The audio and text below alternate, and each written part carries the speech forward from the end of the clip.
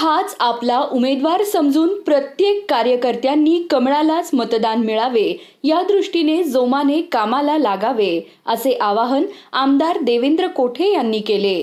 महापालिका निवडणुकीत भाजपचा विजय निश्चित करण्यासाठी बूथ पातळीवर संघटन मजबूत करण्यावर भर देण्याच्या सूचना त्यांनी दिल्या।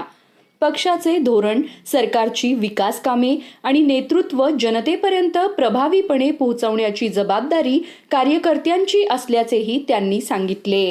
भारतीय जनता पार्टीच्या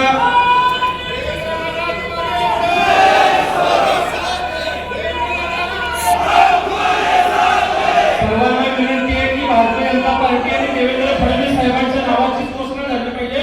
देवेंद्र फडणवीस साहेब तुम आगे बढ़ो, हम तुम्हारे साथ, भारतीय जनता पार्टीचा मुख्यमंत्री देवेंद्र फडणवीस साहेबांचे हात आपल्याला बळकट करायचे।